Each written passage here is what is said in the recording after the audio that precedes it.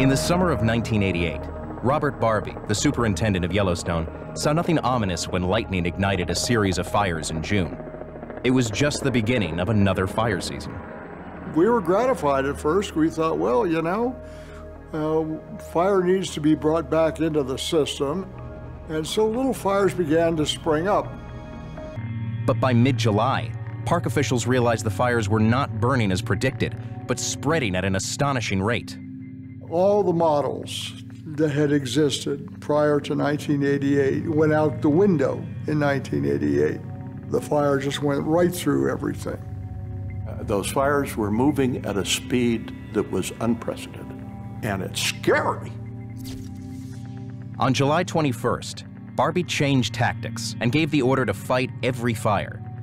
But the decision did little to slow the flames, as firefighters were overwhelmed. By July 27th, the fires had devoured nearly 100,000 acres, more than double the total acreage burned in Yellowstone since 1972, and the story became national news. The flames of July. 11 fires are now burning in this 2 million acre park. And they're being called the worst fires the park has ever seen. There are a lot of angry people who believe that the National Park Service let the fires burn too freely for too long. It's disgusting the way they've done it. The flood of pictures and reports told a convincing story. But that tale was incomplete, according to Conrad Smith, who studied the coverage. It showed little understanding of the park's natural fire policy. The policy got almost no coverage except being mentioned in passing as the let it burn policy, implying that the Park Service, like Nero, fiddled while the park burned down. American fire policy doesn't lend itself to sound bites because of its long and complicated history. After the Big Burn of 1910 destroyed some 3 million acres across the Northwest, federal officials suppressed every fire as soon as it started, and eventually drove that idea home with one cuddly little bear. With the ranger's hat and shovel and a pair of dungarees, you will find him in the forest always sniffing at the breeze. Smokey Bear was so successful in getting his message across that he became the most effective firefighter in history, while tons of underbrush quietly piled up across the country's national parks, setting the stage for huge fires. To reduce the dangerous buildup, park officials shifted tactics in 1972 to let naturally caused fires burn themselves out. But by 1988, only about 30,000 acres of the 2.2 million acre park had burned. Every year that an area in the park's not burned adds equivalent of 300 gallons of gasoline per acre. That left tons of underbrush untouched, and after an extremely dry summer, highly flammable. When you get all of those variables, and then you get the wind, and it happens rarely, but it's the perfect storm. After 3 months, the Yellowstone fires ended as they began, with an act of nature. What an army of firefighters, hundreds of aircraft, and $120 million couldn't do, a quarter-inch of snow did on September 11th. Wondrous process of renewal there has already begun. It's all here. It's alive and well. Now a new season is at hand. The first fragile signs of new life amid the ashes of last year's Yellowstone fires.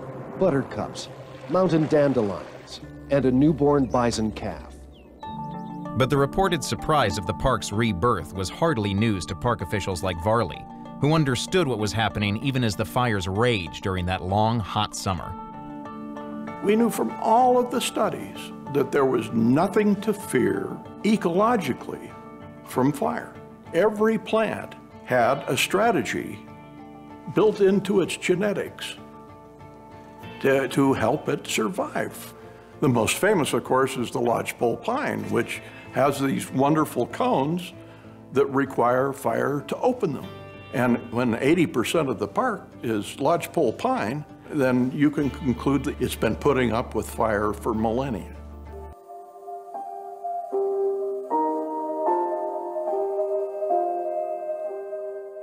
That fire belonged in Yellowstone, and in any forest, just like the trees, streams, and bison. Indeed, letting some fires burn is absolutely crucial to reducing the threat of wildfires. But today, the explosion of house building in wilderness areas in the West has created a whole new set of challenges. Letting some fires burn is not an option near populated areas. That allows underbrush to build up. One factor that has made the spread of wildfires once again a summer staple on the evening news. It has been one of the worst wildfire seasons in modern history. These are the latest homes lost in this raging wildfire. Finding solutions to reduce wildfires while accommodating people, homes, and recreational places won't be easy. With natural disasters increasing in intensity, often due to human-induced causes, it is becoming necessary to create more predictive modeling technology in order to thwart extensive damage.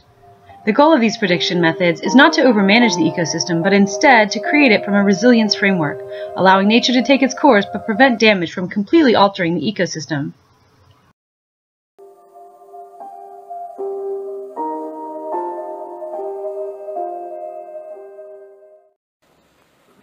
How much can you change without losing your identity before you become a different kind of person?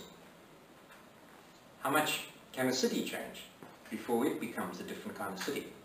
Or a forest? How much can you change a forest before it starts to function and to look like a different kind of forest?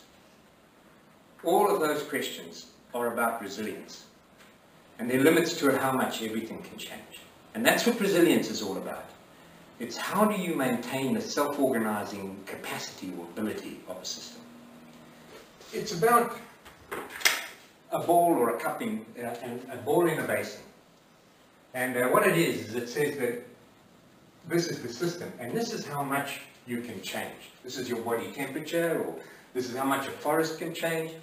And if you put it up there, whatever it is, you change the system, it will tend to come back down to this equilibrium point. If you put it up there, it will tend to come down to that equilibrium point.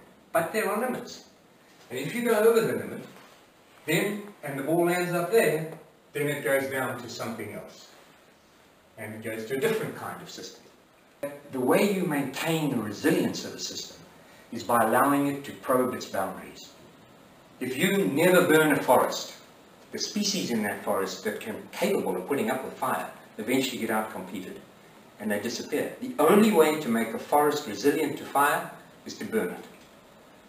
If you keep children inside and away from dirt and eating it and getting dust, they become very prone to all sorts of diseases and asthma. The only way to keep children resilient to the environment that they live in is to expose them to it and to disturb them in that environment. So it's all about resilience is maintained by disturbing and probing the boundaries of resilience. Otherwise, this basin tends to get smaller and smaller. And we don't want that to happen. So that's the message of resilience. Now, the essence of resilience in ecosystems, in agricultural systems, is to understand the feedbacks that keep it self-organizing in the way that we want it to. So what method do we have for determining the feedbacks for an ecosystem? Specifically, what technology do we have to determine the feedbacks for a forest prone to natural wildfires that's also near human habitation? One new technology used to map forests that also aids in the creation of resilient prediction models is LiDAR, or light detection and ranging, uses lasers to measure the elevation of things like the ground, forests, and even buildings.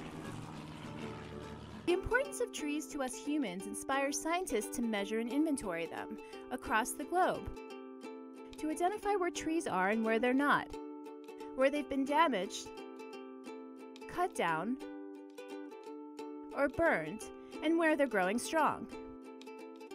We can now use information about vegetation found in LiDAR data to study large-scale ecological issues. For example, we can use LiDAR data to estimate the impact of fire on a forest, identifying how many trees still exist compared to how many burned away. Or we can use LiDAR data to estimate where certain wildlife species might prefer to live and reproduce. We can even use LiDAR-derived tree heights to estimate ecological metrics, like vegetation density or biomass over large areas. Information that can help us better understand carbon cycles and in turn relate to changes in our climate. But wait, there's more. We can also collect LiDAR data over the same areas using the same settings over and over again through time. Maps of vegetation created over time allow us to identify and quantify changes that have occurred. And if that's not cool enough, LiDAR data allows us to create powerful visual animations that show trends in vegetation as it changes through time. Talk about a powerful ecological tool.